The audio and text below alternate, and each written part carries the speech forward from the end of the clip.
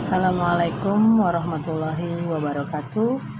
Nama saya Suprihatin, NIM 18620-560, Prodi PG PAUD, mata kuliah PAI, dosen pengampu Bapak Aden Sudarman, SAG, MPDI. Dalam konteks sejarah penyebaran Islam di Nusantara, tepatnya pada abad ke-15 dan khususnya di Tanah Jawa, Wali Songo mempunyai peran yang cukup besar dalam proses akulturasi Islam dengan budaya.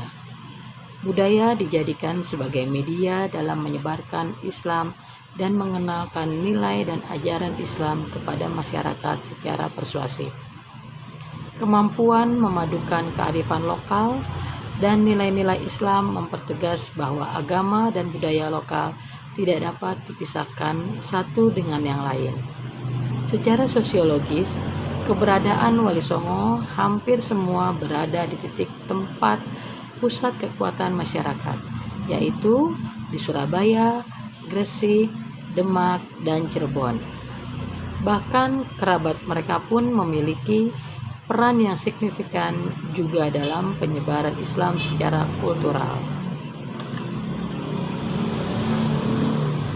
Dalam konteks praktek keagamaan yang dijalankan masyarakat Indonesia yang berhubungan dengan gerakan dakwah Wali Songo, tampak sekali terdapat usaha membumikan Islam. Fakta tentang pribumisasi Islam yang dilakukan Wali Songo dalam dakwahnya terlihat sampai saat ini.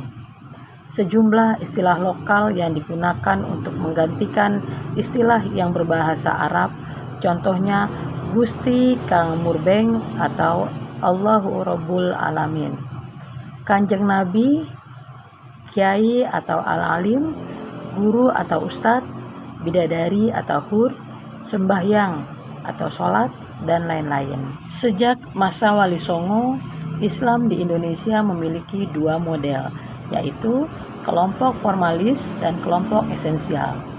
Kelompok formalis lebih mengutamakan aspek fikih dan politik kenegaraan, sedang kelompok esensial memprioritaskan aspek nilai dan kultur dalam berdakwah.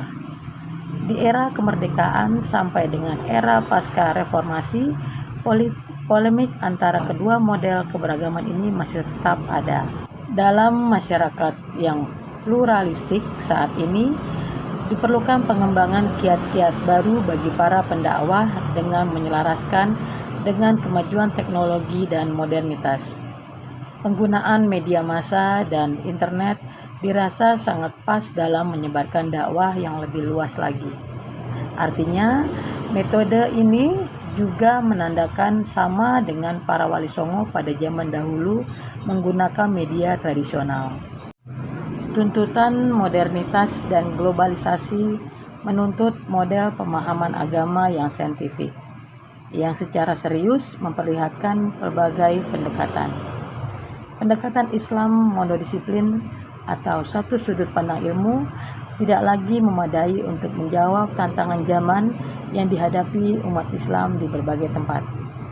Agar diperoleh pemahaman Islam yang saintifik di atas, diperlukan pembacaan teks-teks agama atau Al-Quran dan Hadis secara integratif atau secara utuh dan interkonektif dengan bidang-bidang dan disiplin ilmu lainnya.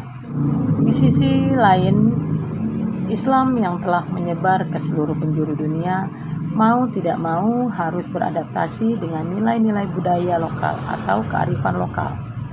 Sebagai substansi, Islam merupakan nilai-nilai universal yang dapat berinteraksi dengan nilai-nilai lokal atau local wisdom untuk menghasilkan suatu norma dan budaya tertentu. Islam sebagai rahmatan lil alamin terletak pada nilai-nilai dan prinsip-prinsip kemanusiaan universal yang dibangun atas dasar kosmologi tauhid. Nilai-nilai tersebut selanjutnya dimanifestasikan dalam sejarah umat manusia melalui lokalitas ekspresi penganutnya masing-masing. Demikianlah materi pembelajaran tentang membumikan Islam di Indonesia. Lebih dan kurangnya saya mohon maaf apabila ada kesalahan dalam penulisan atau kesalahan dalam pengucapan.